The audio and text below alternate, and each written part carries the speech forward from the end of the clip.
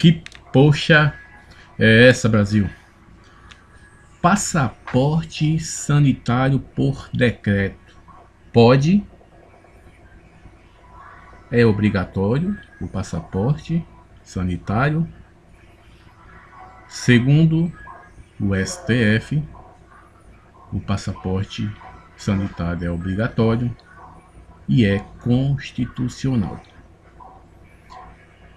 Segundo o STF, o passaporte sanitário, por decreto, ele é constitucional. Na solicitação de suspensão de tutela provisória, o município do Rio de Janeiro, ele se socorreu desse instrumento, que é um instrumento legal, diga-se de passagem, que é a solicitação de suspensão de tutela provisória no processo junto ao Tribunal de Justiça do Rio de Janeiro, em habeas corpus. O desembargador daquele tribunal entendeu que o passaporte sanitário exigido pelo município do Rio de Janeiro não era constitucional e concedeu a liminar para suspender os efeitos do decreto. O município foi ao STF e o STF, analisando o mérito do pedido liminar, já que o ministro Luiz Fux disse que não adentrou ao mérito, e eu não entendo como é que você não adentra ao mérito e concede uma liminar, que depois o pleno faria a análise do mérito da questão. Todavia, a pergunta que se faz é: decreto é lei?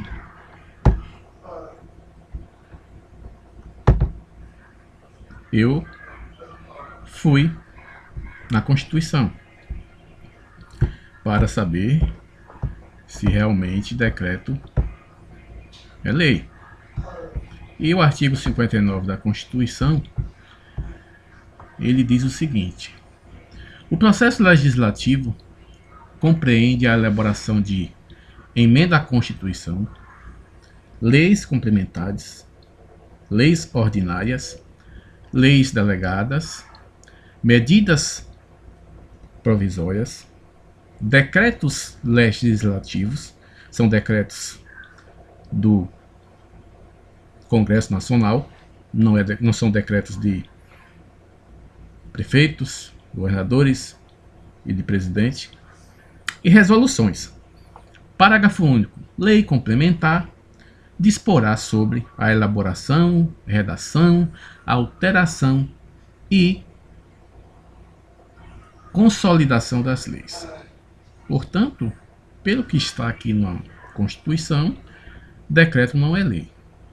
É evidente que o decreto, ele regulamenta as leis e, como tal, deve ser observado, mas não pode criar nenhuma obrigação ou direitos. Não se pode criar direitos ou obrigações por decreto. Pode-se regulamentar a forma de você exercer o direito, a forma de você cumprir suas obrigações, o decreto, em cumprimento de alguma lei. Agora, o STF, na decisão do ministro, ele falou sobre a competência concorrente dos municípios e estados no combate à situação de emergência, mas não citou alguns artigos da Constituição que eu reputo de suma importância. Não digo alguns artigos, mas o artigo 5º da Constituição, no inciso 2, ele diz o seguinte: ninguém será obrigado a fazer ou deixar de fazer alguma coisa, senão em virtude de lei.